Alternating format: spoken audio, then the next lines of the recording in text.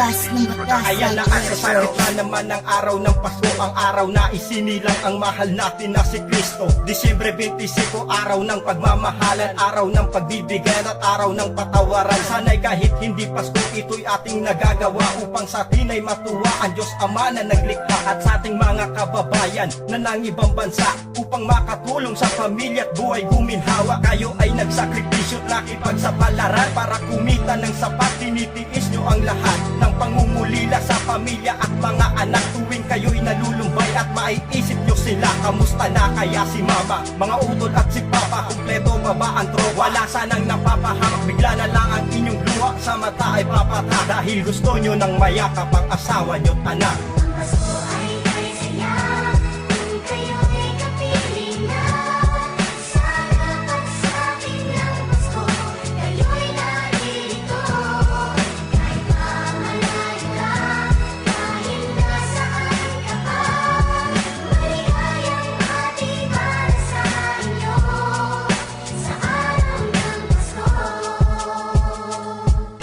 Sarap pagmasdan kapag pamilya mo'y buo, lalo na ngayon sa sabit na ang araw ng Pasko. May ilang mga kumpleto, meron ding mga nagkulang dahil wala ang kapatid, kamag-anak o magulang, kung saan naman sila naroroon sa ibang bayan upang kanilang matugunan ang anumang pangangailangan ng kanilang mga naiwan nito sa lupa. Sinilangan din nila itong ganito mahirap na masuka. Diyan kay hirap ang sitwasyon kapag ikay napalayo, kung saan ang kalutasan mo naman kung minsan ay malabo. Nais mo nang sumuko kaso may pinapapwede, dahil yung pamilya kang umaasa at sa'yo'y nakadepende sa iyong pagbuwimag ng balito sa salubong, hindi yung patak ng luha habang ika'y nasa tabao. Kaya't ngayong Kapaskuhan dalangin ko ang kaligtasan ng ilang mga kaibigan, kapatid at kababayan.